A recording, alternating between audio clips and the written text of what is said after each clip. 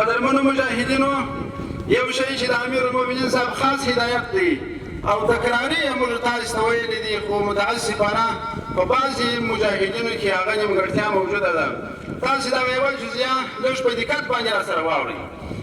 د قدرمن امیر المؤمنین صاحب حفظه الله هدایت دی چې تاسو څوڼې تر هغه شرعي مقدار مه اوږدوئ.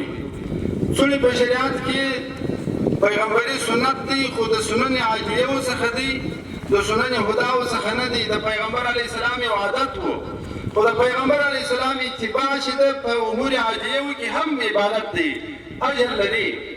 د مسلمان دپاره د څوڼو اندازې درې ټاکل شوي دي.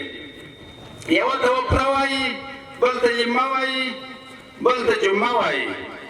د غوږو تر نیمایي پورې، د غوږو تر نرمۍ پورې چې څوڼې دا پر شرعي طریقه برابرې دي. د غاړ تر غاړې پورې څوڼې چې دې ته جمعه وایي دا پر شرعي طریقه برابرې دي. د اوږو تر سرو پورې څوڼې دا پر شرعي طریقه برابرې دي. تر اوږو چې دې اوږدې کړلې د دې څه حکم دی شرعاً؟ زموږ استازي کتابونه لیکي دغه د اوږو سره چې برابرې دې ته جمعه وایي. تر دې چې اوږدې سي دا د جواز مرتبه ده. درې مرتبې د سنتیت دي، دا څلورمه مرتبه یې د جواز ده. خو پیغمبر علیه السلام دا څلورمه درجه د خپلو صحابه کرامو دپاره نه ده خوښه کړې. حضرت ابن حنظلیه وایي پیغمبر علیه السلام په یو حدیث کې وفرمایله نعم الرجل خریم الاسدي لولا طول جمته و اسبال ازاره. دا خریم الاسدي عجیبه ښه سړی دی چې دا دوه مشکله نه درلودلی.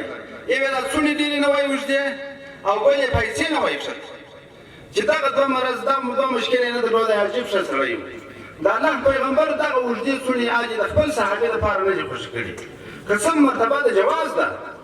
زموږ استازي امیر المؤمنین صاحب حفظه الله د هغه هم دا فیصله ده چې د اوږو یې مه اوږدوه طالب جانه، د دې څخه یې منع کړې ده. کوم شی چې جایز وي په امور جایزو کې د امیر امر چې دی هغه د وجوب درجه لري او منع چې د هغه د حرمت درجه لري. اوس چې څوڼې درته اوږو اوږدېږي یا به تشبه د نساو سره یا به مطلب پکې تکبر وي. تشبه د نساو سره هم حرامه ده، تکبر هم حرام دی.